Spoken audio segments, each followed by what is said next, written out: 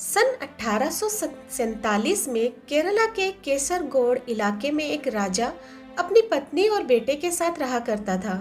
उसके पास बहुत विशाल किंगडम था, लेकिन फिर भी उसे मानसिक शांति नहीं मिल रही थी।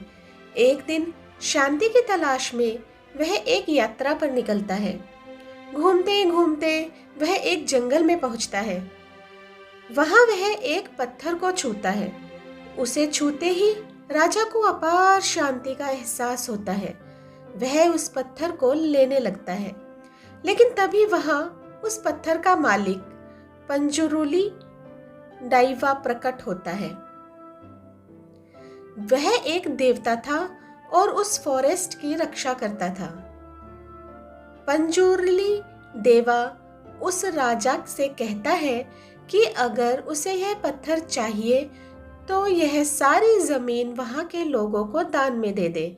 राजा इसके लिए मान जाता है और पंजुरुली देवा उसे वह पत्थर दे देता है, लेकिन साथ में वार्निंग भी देता है कि अगर उसने या उसके किसी सक्सीजर ने इस जमीन को वापस लिया तो गुलिगा देवा नाम का क्रोधी देवता उस पर कहर बरपा देगा।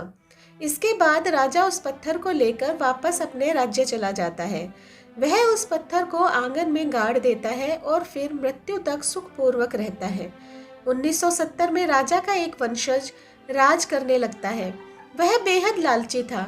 उसे अपने पूर्वज की कहानी पता चलती है, जिसने एक पत्थर के बदले बहुत सी जमीन लोगों को दे दी थी। वह जमीन वापस लेना चाहता था, इसलिए वह एक दिन भूता काला, जो कि देवता के लिए किया जाने वाला केरला का आदिवासी डांस होता है, उसका आयोजन करवाता है। उसमें डांसर को पंजुरुली देवा पजेस कर लेता है। राजा उससे कहता है कि वह अपनी जमीन वापस लेना चाहता है। इस पर डांसर कहता है कि ऐसा करेगा तो खून की उल्टियां करके मर जाएगा। पर राजा कहता है तुम नाटक कर रहे हो, तुम्हें पंजुरुली देवा ने पोसेस किया हुआ है। इस पर डांसर कहता है अगर पजेस किया होता तो आज के बाद वह कभी किसी को नजर नहीं आएगा। फिर डांसर जंगल चला जाता है और इसके बाद कभी किसी को नजर नहीं आया। लेकिन राजा के सिर पर जमीन का लालच सवार था। वह लोगों को बुलाता है और जमीन वापस लेने की बात करता है, लेकिन इससे पहले कि वह आगे कुछ बोलता उसे खून की उल्टियां होने लगती है और वह कुछ ही देर में मर जाता है। इसके बाद कहानी 1990 से शुरू हो जाती है। मुरली नाम का एक फॉरेस्ट ऑफिसर को काम दिया जाता है कि वह राजा की खाली जमीन पर फॉरेस्ट रिजर्व बनाए, लेकिन वहां पहुंचते ही शिवा नाम का युवक मुरली का विरोध करता है, क्योंकि उसे पता था कि जमीन में छेड़छाड़ करने वाले का अंजाम बुरा होता है। शिवा दरअसल उस डांसर का ही वंशज था जो शुरू में जंगल में गायब हो गया था। वह कंबाला एथलेट का था।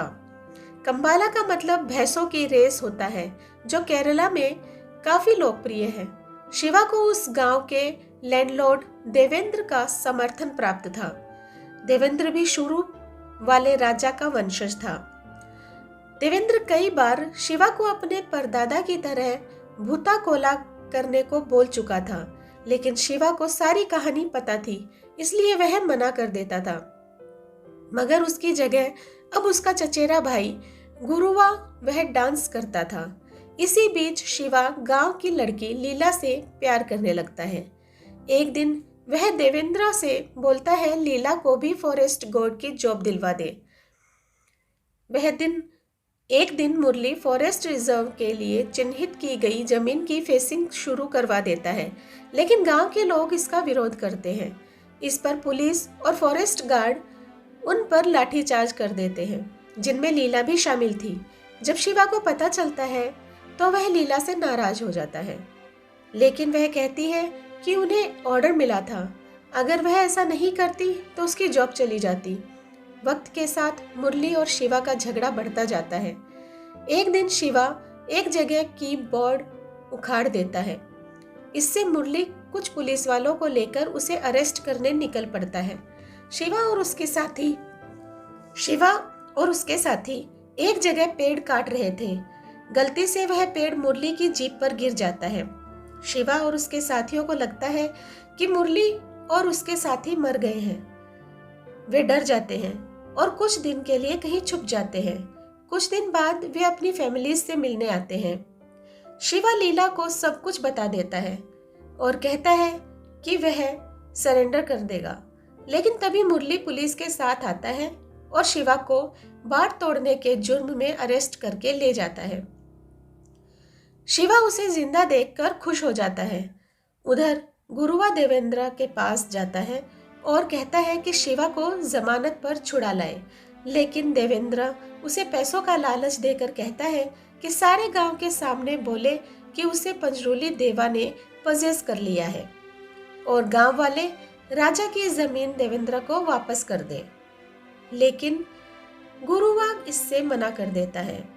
देवेंद्र गुस्से में उसे मौत के घाट उतार देता है। देवेंद्र को पता चल गया था कि मुरली उसके जमीन हड़पने के इरादे को भाप गया है, इसलिए वह शिवा को जमानत पर छुड़ा लाता है और बताता है कि मुरली ने गुरुवा की हत्या कर दी है। शिवा यह सुनकर क्रोधित हो जाता है और मुरली को मारने के लिए निकलता है। लेकिन रास्ते में उसका दोस्त महादेव मिलता है, जो बताता है कि गुरुवा की हत्या देवेंद्र ने की है और उसने खुद उसे ऐसा करते देखा है। तभी देवेंद्र के गुंडे शिवा पर हमला करते हैं, लेकिन शिवा उन सबको पीट देता है। फिर वह गांव आता है। वहां शिवा देखता है कि मुरली सबको बता रहा था कि देवेंद्र उनकी जमीन हड़पना चाहता है, इसलिए उसे फॉरेस्ट रिजर्व बनाया जा रहा है। शिवा उन सबको बताता है कि देवेंद्र ने गुरुवा की हत्या की है। इससे शिवा और मुरली अपने गिले शिकवे भूलकर दोस्त बन जाते हैं। तभी देवेंद्र और उनके गुंडे उन सब पर हमला कर देते हैं। इसमें बहुत से गांव वाले मारे जाते हैं। शिवा और मुरली भी बुरी तरह से घायल हो जाते हैं। देवेंद्र शिवा की हत्या करने ही वाला था कि तभी शिवा का सिर पंजरूली पत्थर से टकरा जाता है। ऐसे होते ही गुलिगा देवता उसे पजेस कर लेता है। इससे शिवा बेहद खतरनाक होकर उठता है और फिर देवेंद्र और उनके गुंडों को मार देता है। कुछ महीने बाद शिवा भी भूता कोला डांस करता है, जिसमें पंजरूली देवता उसे पजेस कर लेता है। फिर वह सबको आशीर्वाद देता है और जंगल में चला जाता है और फिर कभी किसी को नजर नहीं आता।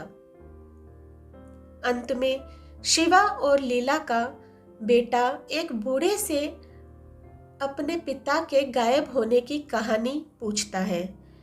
बूढ़ा व्यक्ति उसे पूरी कहानी शुरू से सुनाने लगता है।